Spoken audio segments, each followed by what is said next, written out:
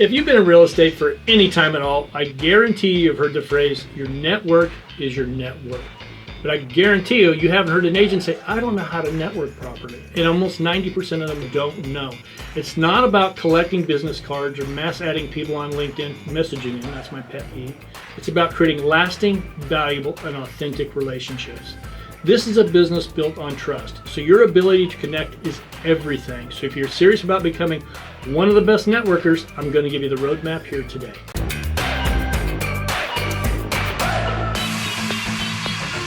All right, let's get you guys started. So the number one on the list is be interested. Almost everyone wants to talk about themselves, right? If you can ask thoughtful questions and actually listen, you become magnetic. People will remember how you made them feel. What they won't remember is that horrible sales pitch that you're going to try and give to them. So I'm going to give you a little tip here, actually. Replace small talk with curiosity. Ask things like, what are you working on? What frustrations are you facing with your real estate right now? Okay, we're on to number two, and this is one I learned at a very young age because my father, Jerry Killinger, used to say, Joe, you have one mouth and two ears. Shut up and listen. And I guess that advice is pretty good because number two is listen more than you speak.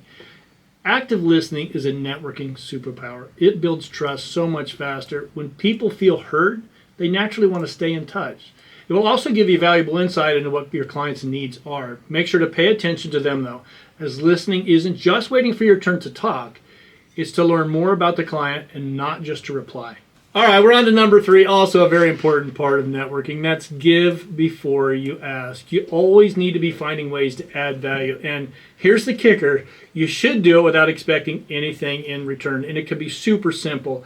During your conversation with them, they said, I'm looking for a good real estate attorney, a good title officer, or a good escrow officer. Do an email intro to somebody that you use that you love, and that's going to add a lot of value for you. You can share something like market insights, or if during that conversation they brought up a certain topic and there's an article written about it in one of the real estate publications, send it to them. It allows you to stay in front of them. The ROI on giving with no strings attached, it's massive, absolutely massive, and it always comes back in ways you can't predict. All right, so we're on to number four, and this is show up, then keep showing up.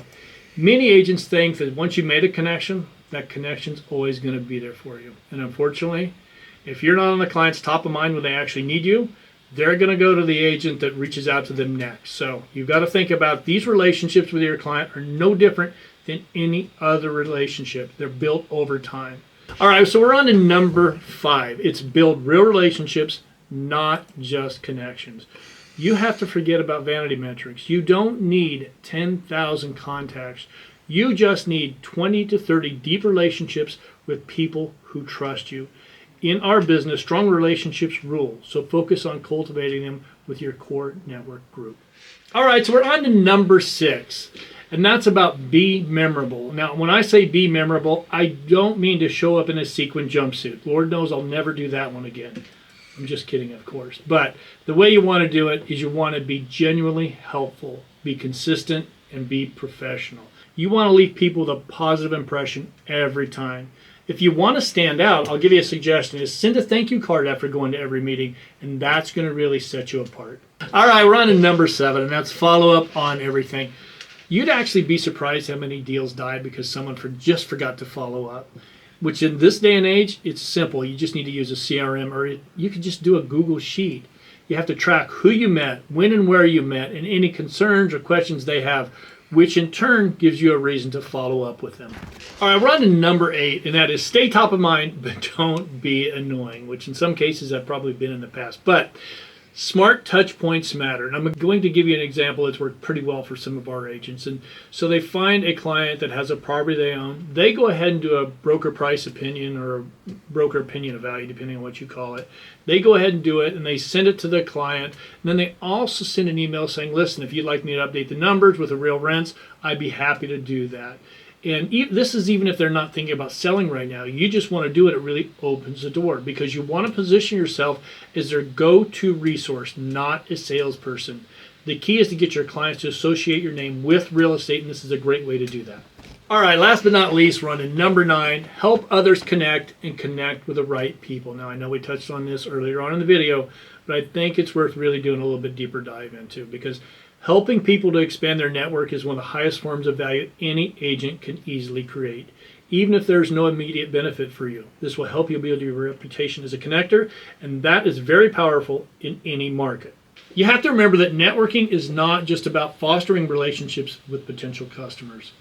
It's also the connections with others in our field that can share information and deal flow with you. You have to bear in mind the best deals typically go to the most connected agent, not necessarily the most qualified. So your ability to build, nurture, and maintain relationships is one of your greatest assets.